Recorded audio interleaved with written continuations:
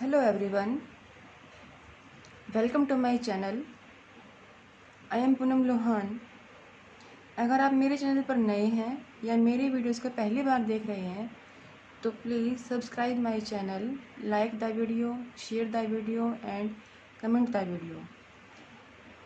क्योंकि इसके साथ ही मैं 3 सीरीज़ शुरू करने वाली हूँ, जिसमें पहली सीरीज़ है PGT estate psychology complete course, second series है पेडागोजी कोर्स, थर्ड सीरीज़ है complete course of research methods. जो ये आपका रिसर्च मेथड्स का सिलेबस है ये आपके नेट के अकॉर्डिंग होगा. तो प्लीज़ जब से मैं यह टॉपिक स्टार्ट करूँगी तो आपको नोटिफिकेशन मिल जाएगा. इसलिए ज़रूरी है कि आपको बेल आइकन भी प्रेस करनी पड़ेगी और साथ ही आपको चैनल को भी सब्सक्राइब करना पड़ेगा. आज का टॉपिक है हमारा फिजियोलॉजिकल साइकोलॉजी.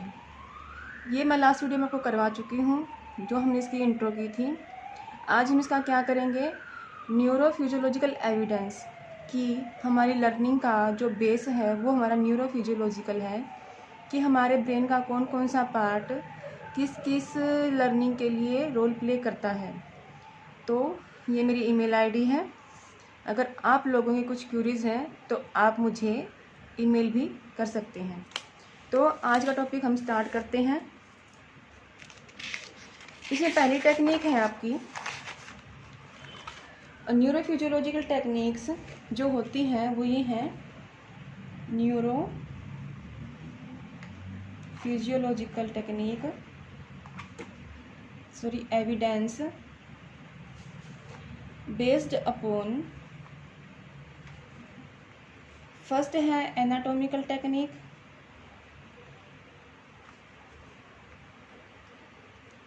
एंड सेकंड है इलेक्ट्रिकल टेक्निक, एंड थर्ड है केमिकल टेक्निक. तो आज जो हम करेंगे वो इसकी एनाटॉमिकल टेक्निक को हम करेंगे.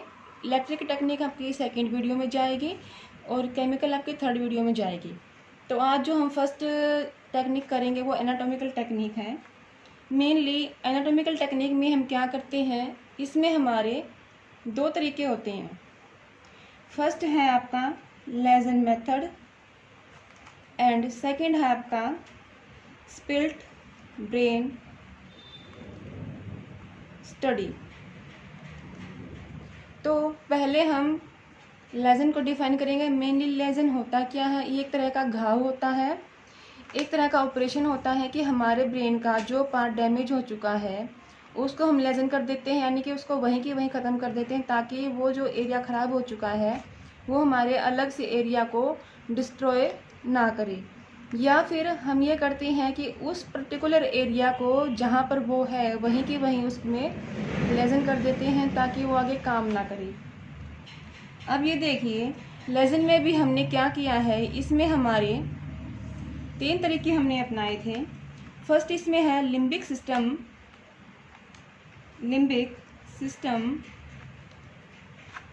सेकंड है थैलेमस एंड थर्ड है सेरिब्रल कॉर्टेक्स.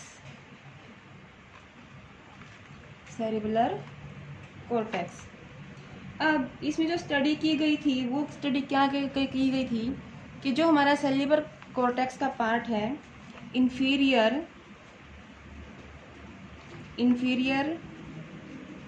टेम्पोरल कॉर्टेक्स, इस एरिया को लेजन किया गया था.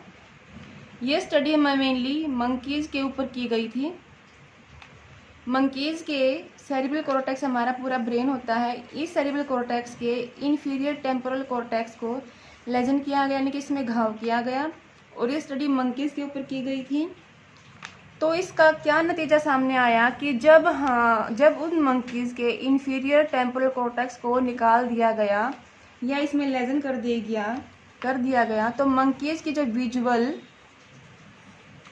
स्टिमुलाई थी, मीन्स जब मंकीज़ के सामने कोई भी दृश्य स्टिमुलस प्रेजेंट किया गया, यानी कि उनके सामने या तो कोई पक्षी दिखाया गया या फिर कुछ और उसको पेड़ पौधे दिखाए गए, तो उस मंकीज ने क्या किया, जो स्टिमुलस को दिखाया गया था वो उनमें डिफरेंस ही नहीं कर पाया।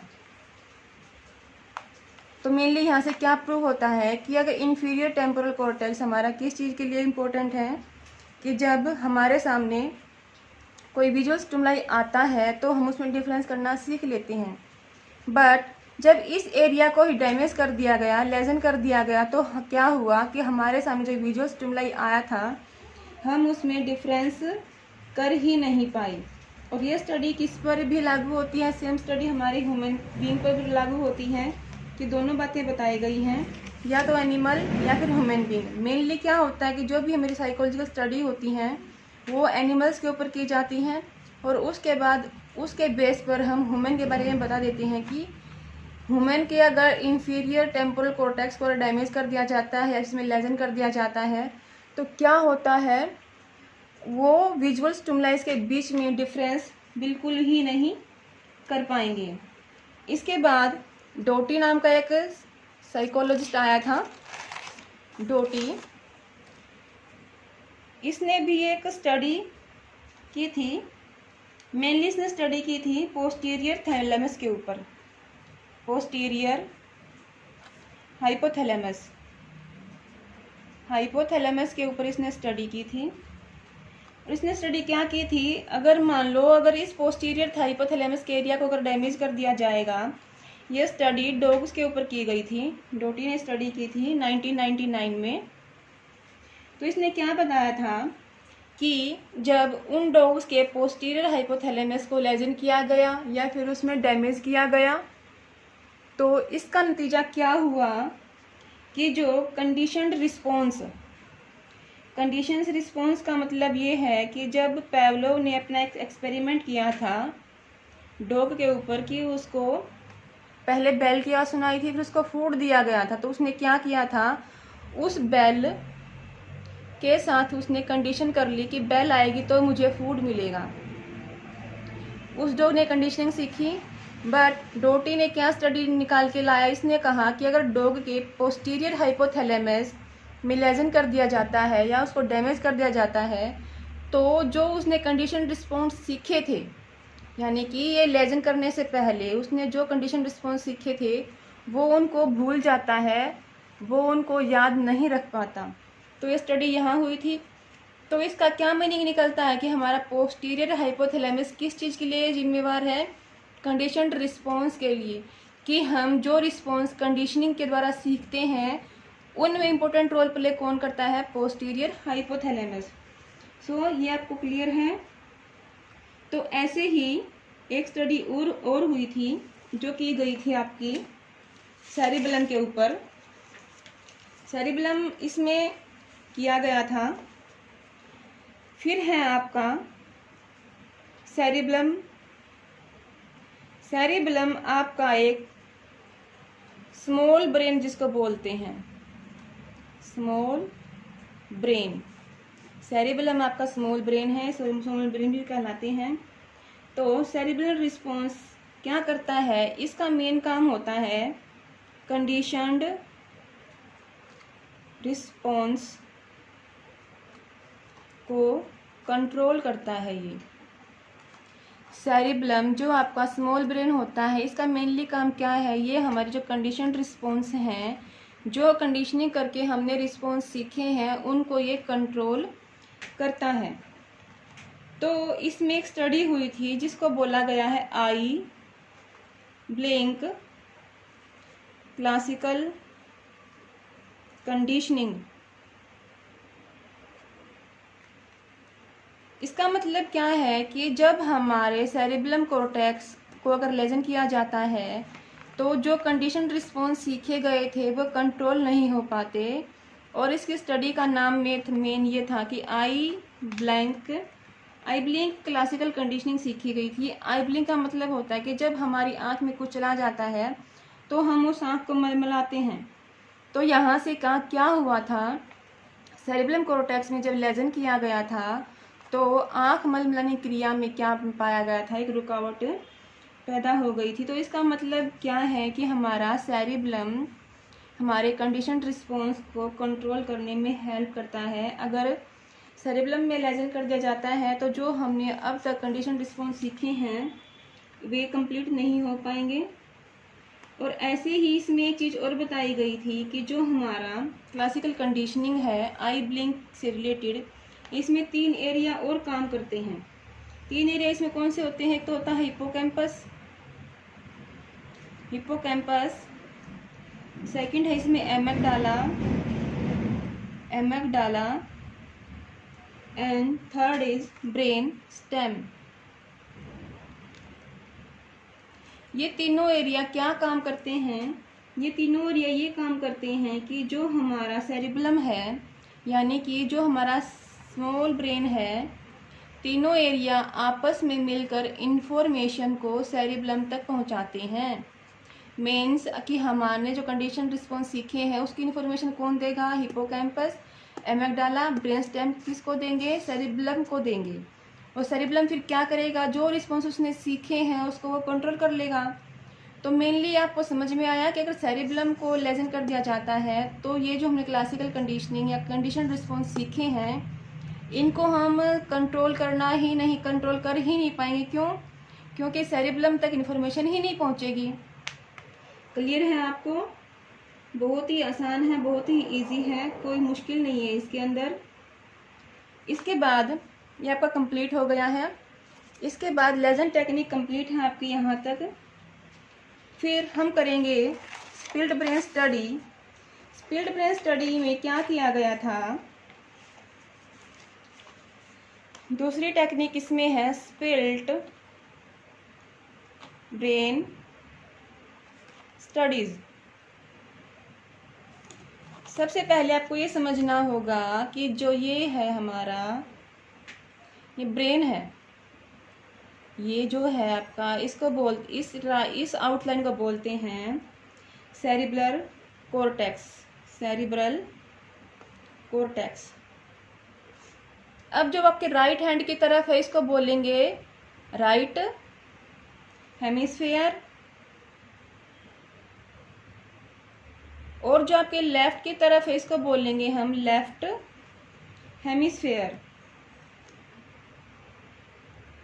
यानी कि जो हमारा ब्रेन है उसके 2 पार्ट होते हैं। आपके राइट की साइड आपका क्या रहेगा? राइट हेमिस्फीयर, और आपके लेफ्ट की साइड रहेगा आपका लेफ्ट हेमिस्फीयर।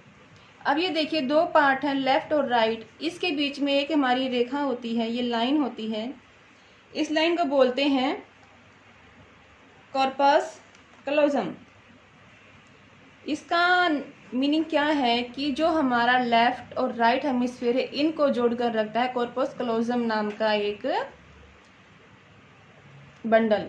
तो स्पिल्ड ब्रेन स्टडी क्या होती है कि जब हम हमारे ब्रेन के 2 पार्ट कर देते हैं, यानी कि इसको हम काट देंगे तो ये हिस्सा आपका अलग हो जाएगा और ये हिस्सा आपका अलग हो जाएगा। तो क्या होएगा? हमारे ब्रेन के 2 पार्ट हो जाएंगे। तो इसी को बोलते हैं स्पिल्ड ब्रेन स्टडीज। इसके ऊपर स्पेरी, जो स्टडी हुई थी स्पिल्ड ब्रेन के ऊपर, स्पेरी एंड गार्गिनीज ने इसके ऊपर स्टडी की थी। स्पेरी ने की थी स्टडी 1985 में, और 1961 में इन्होंने स्टडी की थी, और इसने उन्हें की थी 1970 एंड 1972 के अंदर स्टडी की थी। मेनली इन्होंने क्या बताया था कि जो हमारा लेफ्ट हेमिस्फीयर है और जो हमारा राइट हेमिस्फीयर है इन दोनों के काम अलग अलग होते हैं। अब देखिए मैं आपको बताती हूँ कि जो हमारा लेफ्ट हेमिस्फीयर है वो कैसे काम करता है। लेफ्ट हेमिस्फीयर करता है काम, यहाँ हम लिखेंगे राइट हेमिस्फीयर।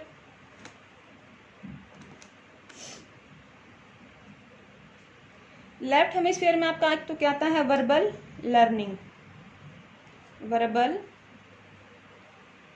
लर्निंग। सेकंड है इसमें logical and analytical learning, and third है इसमें रैशनल एक्टिविटी एंड फोर्थ है इसमें ऑब्जेक्टिव एक्टिविटी। तो जब ब्रेन को दो पार्ट में डिवाइड किया गया तब जाकर ये पता चला कि जो लेफ्ट हेमिस्फीयर का काम क्या है, वो ये काम करता है। फर्स्ट वर्बल लर्निंग के लिए रिस्पॉन्सिबल कौन है? हमारा left hemisphere. And logical and analytical learning के लिए कौन सा पार्ट रिस्पॉन्सिबल है? Left hemisphere. रैशनल एक्टिविटी, इसके लिए भी हमारा कौन सा पार्ट रिस्पॉन्सिबल है? Left hemisphere. एंड जो हमारे ऑब्जेक्टिव एक्टिविटीज़ होते हैं उनके लिए कौन रिस्पॉन्सिबल है? Left hemisphere. इसी तरीके से हमारे राइट हेमिस्फीयर के बारे में बताया गया है कि राइट हेमिस्फीयर क्या काम करता है। इसके लिए ये नॉन वर्बल लर्निंग, सेकंड है साइनेस्थेटिक लर्निंग,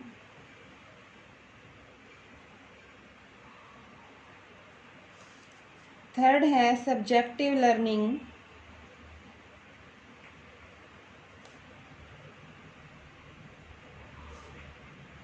एंड फोर्थ है इनिशिएटिव लर्निंग। ये हमें कब पता चले? जब हमने ब्रेन के दो पार्ट किए थे, उस टाइम ये पता चला था कि जब हमारा ब्रेन के दो पार्ट कर दिए जाते हैं, उसको दो भागों में डिवाइड कर दिया जाता है, तो उसके दो पार्ट बनते हैं। First left hemisphere, second right hemisphere. Mainly जो आपके राइट हैंड की साइड है वो आपका राइट हेमिस्फीयर कहलाएगा, और जो आपके लेफ्ट हैंड की साइड है वो आपका लेफ्ट हेमिस्फीयर कहलाएगा। तो यहाँ से पता चला था verbal learning, logical and analytical learning, rational activity, objective activity, ये सारे काम हमारा लेफ्ट हेमिस्फीयर करता है। Non verbal learning, synthetic learning, subjective learning और इंट्यूटिव लर्निंग, ये काम कौन करता है? हमारा राइट हेमिस्फीयर। सो ये आपको शायद क्लियर हो गया होगा। ये हमारी फर्स्ट टेक्निक आज कंप्लीट हो गई है। सेकंड टेक्निक हम सेकंड वीडियो में करेंगे। तब तक के लिए stay home, stay healthy and stay safe. Thank you.